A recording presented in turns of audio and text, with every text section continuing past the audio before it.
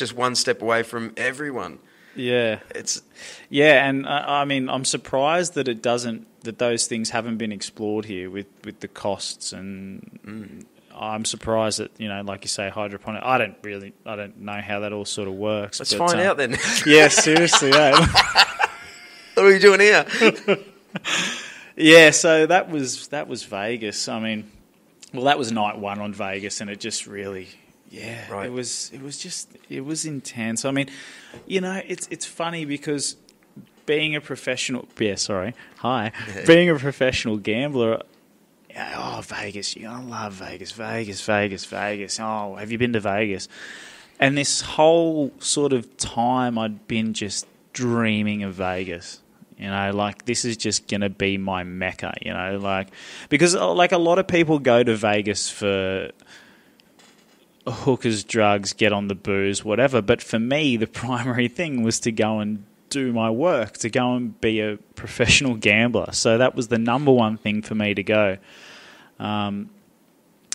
Yeah, but, you know, the City of Sin thing it just drilled you. I mean, you'd have to. I would, from an outside. Have you been? Yeah, a couple of times. I would have, but I thought it was. I didn't see any of the stuff you're talking about though. Damn it!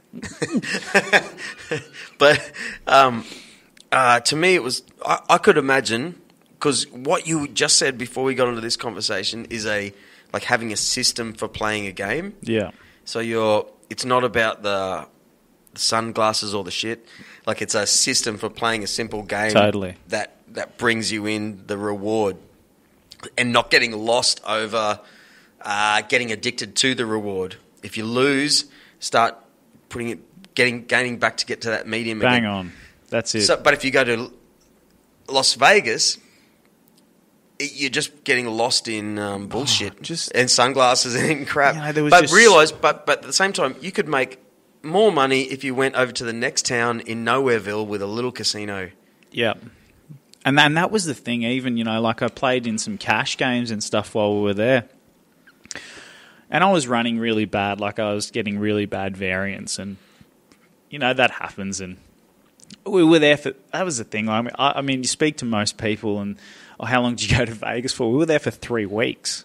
Wow. You know, too long. It was intense, you know. 3 weeks was insane. I mean, you had Americans... Got married twice. Yeah. You had Americans flying in for the weekend, you know. They were like, yeah, we've just come here for $1. We just fly in on the Wednesday night. It's $60 here, and we fly out Sunday night, $60 home, you know. Like, now that's a proper trip. Like, that's something that would have been so much more enjoyable, I could imagine, because you could just bang, bang, bang, get home to the comfort of your own bed. But instead, we would go back to our room, and you know, we were staying right across from the Mirage. People that haven't been to Vegas, the Mirage has this big volcano out the front that erupts every hour. So, you know, we would go back to this room, and you could just hear this volcano every hour. And then on top of that, we were right where the elevator shaft was. So up and down all night, the elevator shaft, up and down, up and down. And they pump oxygen into the rooms. Well, I don't know about. I've heard of this. My mate that was just on this show told me this. He reckons that's true. I don't know about that. It was at the MGM. And they reckon that's right. Well, they're all saying I've Googled it. I don't know. Okay. I don't know if it's true. I mean, I've actually, that's things that obviously you hear. I mean, when you're in casinos, so you don't feel lethargic. You're always kind of up. And, yeah. I mean, it's a... Actually, you know what I heard last night? Speaking of this, I'm dying to say it. The reason when you're about to, you know, the plane is about to crash, and the oxygen mask comes from the sky, from the top of the plane, you breathe it in, because breathing in oxygen makes you kind of, like 100% oxygen makes you euphoric, and you won't panic. It You're does. kind of like, woo! Oh, not like woo, but yeah. like everything is calm. So it makes sense that they to do it in... Yeah. Just tweak it a bit. Well, That's there you pretty go. ridiculous idea. Yeah. I don't see like trucks of oxygen trucks tanks just like driving rolling. into Las Jupiter's Vegas. next door, or the Star. Yeah, you know, it must be crap. Let's face it. I don't know. I mean, you hear all that sort of shit when you're obviously in a casino long enough. You hear all that sort of stuff, and I think I did Google it one time, and I don't think I could sort of confirm or deny, but I do remember reading something from someone that seem to be in the know about oxygen, just saying like, yeah, it doesn't really have that effect on you. It just removes. If there was other things in the area, it removes them and just gives you pure oxygen. Right. Doesn't actually give Maybe you a it's just buzz, the cocaine. Yeah, I think so. Hookers and pizza. And the hookers and the pizza, yeah. I feel so euphoric. Yeah. So look, all right. and did you? Okay, can I ask you? Did you bust your ass? Did you? Yeah. Take over real money, lose? I did, and go, oh my god. I did. Yeah, it was a really interesting time because I was probably at the peak of my powers poker wise, and I was playing really good poker. I was winning quite a lot of money, and I'd always wanted to go and play the World Series. It had been a bucket list thing of mine, and it wasn't going to happen. It actually wasn't going to happen. And then, just because, being a professional gambler is a lot about managing your money. And at that time, my bankroll, I just bought a house, so I had a mortgage, and I'm in a committed relationship, and I was this after the fight? Before? It was after, I reckon. Yeah, yep. I reckon it was after, but not 100% sure. But I think so. Yeah, and and it was I reckon after. Yeah, I think I remember. Yeah, that. I think so. Yeah. Yep. So I had other things to think about, and it just wasn't the right time to go away. Basically, my bankroll situation was at a point where, I had enough where I was comfortable to pay my mortgage and pay all my bills and do all that sort of stuff and play poker, to take some money over, flights, accommodation, food, everything, and then pay for tournament tickets. It just wasn't the right time. But a good friend of mine who I ended up going with had already booked. He was gone. He had a room with 2 beds in it, and he just was staying in one himself. And one thing sort of led to another, where the poker community where I played often,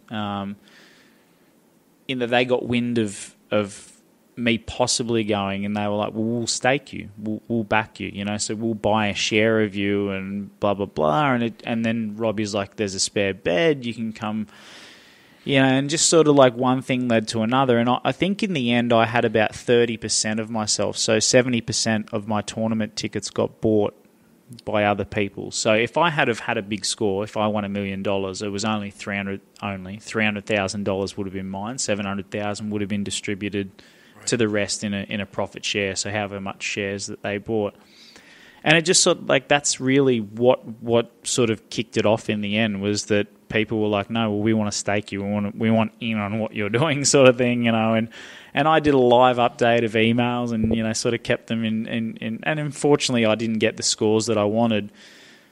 But I actually played really good, and I just had really, really bad luck. And I think my next visit... Were you buzzing on coke?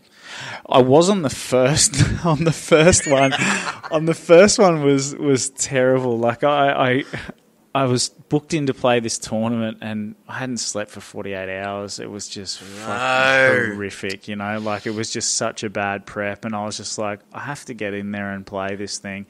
Did you look around and everyone else was like grinning their teeth, like, I just felt like everyone's just looking at me and just like, look at this disgraceful Aussie thing. Just look what the cat dragged in, and I was just like, oh my God. And then, like, on top of that, like, this won't mean anything to most listeners, but Greg Raymer was playing there, who is, you can Google him, the nickname's the Fossil Man, right? He won the World Series main event in... I think I know his face. He wears these fossil glasses, right? I'm going to look him up right now. They're the dinosaur reflective fossil, the Fossil Man, right, Greg Raymer? Yep. He's on my fucking table, like, the World Series main event champion on my table. Another guy I can't think of, but he's a poker pro as well. And like, we're talking about this was the Millie Maker, so it had just like 8,000 runners. That's him. That's him. Right? What a freaky looking dude too. Totally freaky looking dude, with those glasses on. But a super nice guy. But just yeah. But like, okay, a crazy quality poker player. Here I am, just like coked off my nut, haven't slept for 48 hours, just going like, there's 8,000 runners in this thing. How do I end up with Greg Raymer and this other guy who's a pro? But I survived that table. I think having them there was a funny thing because I didn't want to embarrass myself in front of them. I didn't want to do something where they were just like, "Well, that was really bad," So How long before this moment had you been playing the game? Oh, well, I mean... And feeling confident. You no doubt at the same time you're like, no, like I know my shit. professionally and felt like I could play good poker. Yeah. Oh, probably 3-5 years, somewhere around there. Right. So I'd been playing sort of part-time professionally for 3 years and then full-time for a couple of years at that point. So apart from the partying, which we never see really here, Yeah. we don't see, you were still a legit... I'm on a roll here. Yeah. I'm in for a real thing. And totally. there's some confidence. You're no doubt sweating, but there was some confidence. Absolutely, yeah. And it had been the biggest tournament I'd ever played in. But no, I played really good poker on that one. And then I sort of got to the next table. And this is why I say that it was weird how good I played on that first one. I made some really good folds and did some really good stuff. And then I got to the second table. Like, our table broke down as runners got removed. We got moved to another table, and it was kind of just a table of misfits, like people that they weren't poker pros that I'd sort of recognised. And in the end, I kind of got my money in a position where I was just like, I wasn't really happy with it. Like if I look back, I was just like, that wasn't a really good spot because I kind of knew what the guy had. I knew he had aces and I had jacks. I just knew that had happened.